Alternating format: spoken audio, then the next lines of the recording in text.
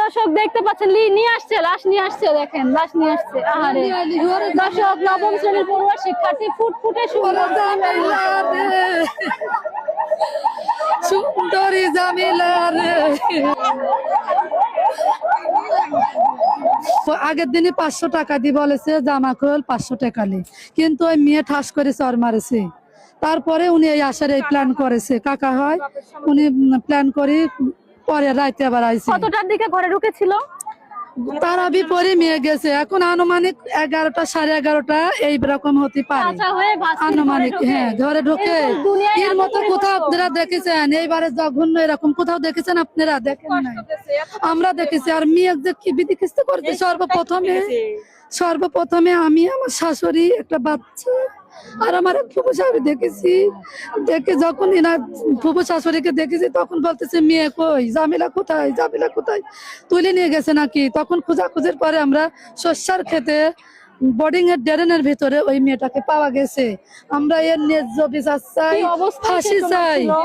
একদম উলঙ্গি ছিল, মানে ওর পণ্যে কোনো কিছু ছিল না, একেবারে খুব বিধিখিস্ত অবস্থা ছিল। নিয়ে গেছে, শরীর দাগ হয়ে গেছে। হ্যাঁ, এখানে ঘষেছে, এই মারির দাঁত, নিচ পাটের দাঁত, উপর পাটে, চোখটা এই জায়গায় কোপ মারেছে, চোখটা ভাসি ওটার মতো, এখানে একটা কোপ মারেছে, মাথায় একটা কোপ মারেছে। খুব বিধিখিস্তি শাস্তি দিয়ে মারা। 15 বছর বয়সী, ওর মধ্যে কি ছিল বলেন? 15 বছর মেয়ে, বিয়ের উপযুক্ত এখনো হয় নাই, এখনো নাবালক। এবার আপনারাই বলেন এর কি বিচার? ফাঁসি না? আমরা ফাঁসি চাই, ফাঁসি দেন। আপনি কি হন? আমি ওনার চাচি, উনি আমার ভাসুরের মেয়ে। কত কষ্ট করে মানুষ করেছিলেন? অনেক কষ্ট। মাও ধরেন চলে গেছে আর একজনের সাথে ফেলে রেখে। আমি প্রতিদিন একবার করে ওই মেয়ের খোঁজ করতে বাড়ির মধ্যে আসি, খোঁজ করি। নবম শ্রেণীর পড়ুয়া শিক্ষার্থী জামেলা এবং তার দাদিকে একসাথে পৃথিবী থেকে বিদায় করে দিয়েছে তারই রক্তের আত্মীয়। দর্শক, এই ঘটনাটা ঘটেছে ঠিক এই জায়গাটাতে। ঘুমন্ত মেয়েটা পর্যন্ত রেহাই পায়নি নরপিচাসের কাছ থেকে। ধর্ষণের চেষ্টা করার পরে তাকে হত্যা করে পৃথিবী থেকে চির বিদায় দিয়ে দিয়েছে। দর্শক, ঠিক এইরকম একটা মেয়ে। তুমি কোন ক্লাসে পড়ো? আমারই খালামুনি আমাদের সাথেই পড়ে। আরে, তোমার বান্ধবী? দেখি আমার বান্ধবী না, আমার খালামুনি। তোমার সাথেই পড়ে?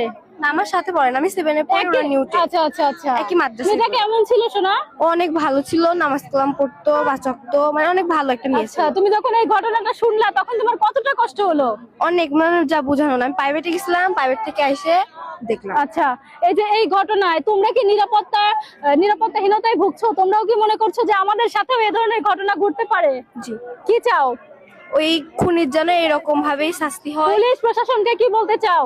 ওরা জানি ওদেরকে ওই রকম ভাবেই শাস্তি দিয়ে, যেভাবে আমার খালামুনিকে হত্যা করা হয়েছে ওকে যেন ওইভাবেই হোক। ফাঁসি চাই, আমরা ফাঁসি চাই। মেয়ে নাবালক মেয়ে।